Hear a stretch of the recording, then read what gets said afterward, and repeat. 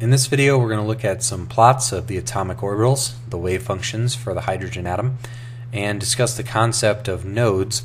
But before we do that, let's make sure we are on the same page about some nomenclature which is commonly used to refer to atomic orbitals, these wave functions of the hydrogen atom.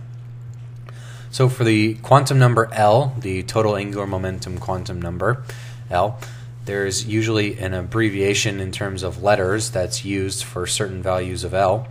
And you've probably heard these before from general chemistry, that for L equals 0, we have s orbitals, things which are perfectly spherically symmetric. There is no angular part to the wave function. The angular part is just 1, and there's only that exponential decay in the radial part. And for L equals 2, we have p orbitals, which have two lobes, and beyond that you can probably guess now that we have d and f orbitals. But beyond these, which we're very familiar with from general chemistry, we can go beyond that and talk about just wave functions in general which would have a higher value of L, because there's no restriction in principle to go beyond this L equals 3, and you could have G, H, all the way up to L equals 6 being I, and then for some reason skipping J, then going to K, L, M, and N. So we could go a lot higher than L equals 3 in practice. As you'll see, these very quickly will become just very pointy, porcupine-like objects once we get beyond L is a small number down here. And for the concept of nodes, if we look at this, what would be a 3s orbital here, if we have certain values of r, where for every value of theta and phi, we're at that value of r, you have 0 electron density, so your wave function is 0, and thus your psi star psi, your particle density, probability density, or if you're talking about electrons, it'll be electron density, that the electron density will be 0 for all values of theta and phi at that value of r. That is called a radial node. And the number of radial nodes for a given atomic orbital we can tell from the quantum number n minus quantum number L minus 1. So for this case, it's the 3s atomic orbital, and we have n equals 3, L equals 0, so 3 minus 0 minus 1 equals 2, and that's exactly what we see here as I have drawn it in this incredibly crude drawing. And then another type of node we can have are angular nodes, where for a given value of theta and or phi, that for all values of r, you're going to get 0 electron density. The wave function is going to be 0, and thus the psi star psi, the electron density, the probability density, is going to be 0 for any value of r you pick. So these are points where the angular part of the wave function is going to be 0. And the number of angular nodes that you're going to have for a given function, this would be a projection in the xz or the yz plane for the 3D z squared orbital. So n equals 3, L equals 2, and m equals 0. The number of angular nodes you're going to get is L.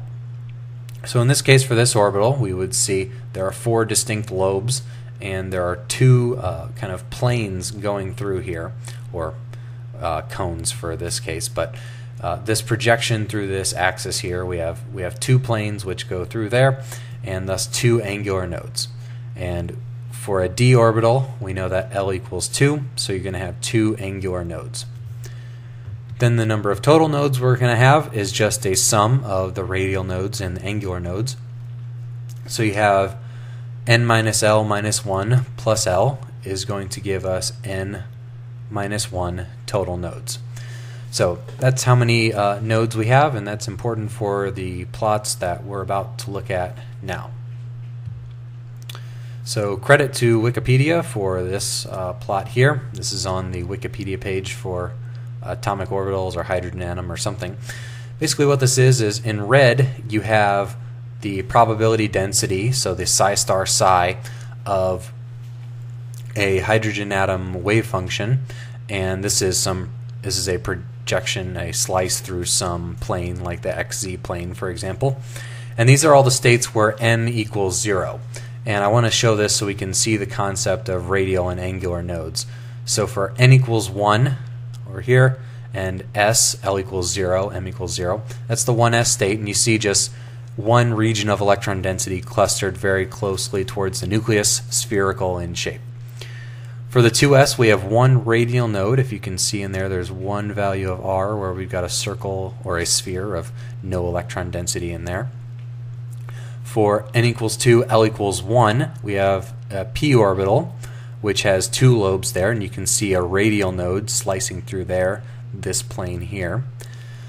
Going up to n equals 3, our 3s, as we saw, has 2 radial nodes. There's one very tightly in there, and then the outer one you can see more clearly. The 3p orbitals, you have a radial node there and an angular node there. And for the 3d z² in this case, you have the 2 angular nodes, which we're showing there, and no radial nodes.